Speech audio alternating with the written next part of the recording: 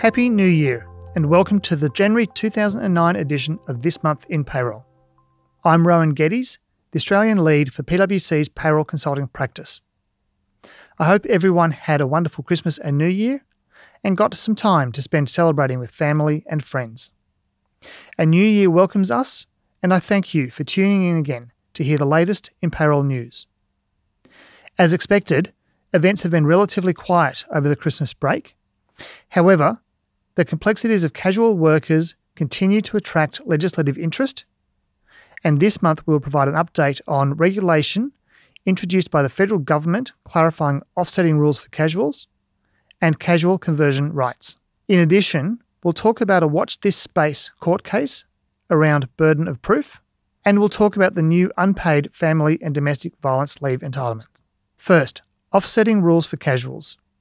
Last year, we talked about a significant court case, Workpac versus Skene, which was handed down by the Federal Court of Australia, who found that an employee, Paul Skene, should have been treated as a part-time employee rather than as a casual, and, as such, was entitled to annual leave. Because Mr. Skene's contract did not specifically allocate any part of the rate of pay either to a casual loading or as monies in lieu of paid annual leave, the court found that there was no ability to set off loading against the unused leave entitlements. This ability to double dip created a risk of significant additional back payment claims for employers, and there have been calls that the government should intervene. Last month, these calls were heeded. The government varied the Fair Work regulations to clarify that if a person was employed as a casual employee and they were paid a clearly identifiable loading to compensate for the loss of permanent employment benefits, the employer could make a claim to have the casual loading taken into account in determining any amount payable to the employee in lieu of their national employment standards entitlements, i.e. leave. This regulation came into effect on 18th of December 2018. While the amendment gives employers a statutory right to make a claim, it is important to note that the amendment merely provides the right. It is still up to the court to decide whether to apply an offset and the amount of that offset.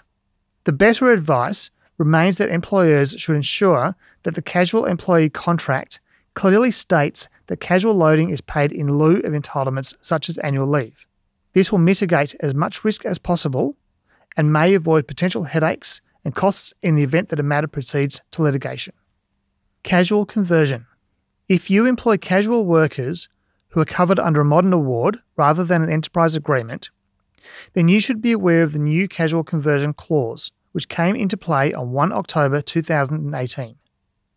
Under this clause, a person who is engaged by an employer as a regular casual employee for more than 12 months may request that their employment be converted to part-time or full-time employment.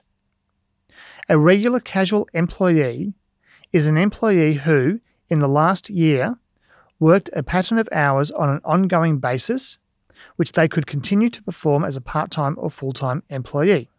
Employers are required to notify their casual employees of this new casual conversion clause. Specifically, all new casual employees must receive a copy of the conversion clause which applies to their award within the first 12 months of their engagement. Importantly, for casual employees who are already employed, as at 1 October 2018, employers were required to provide them with a copy of the conversion clause by 1 January 2019. Failure of an employer to comply with the obligation to provide the conversion clause to their casual employees is a breach of the Fair Work Act. So, if your business has not yet passed notification of the casual conversion clause onto your casual employees who were employed on 1 October 2018, you should seek advice as to the disclosures to be made. While the casual conversion clause currently only applies to casual employees covered under a modern award, this is poised to change in the future, as last month the Coalition Government proposed extending these rules to cover all casual employees. Although, with only a few parliamentary sittings left this year before the federal election, it is unclear whether these changes will be passed in time to take effect. Reversal of onus in proof.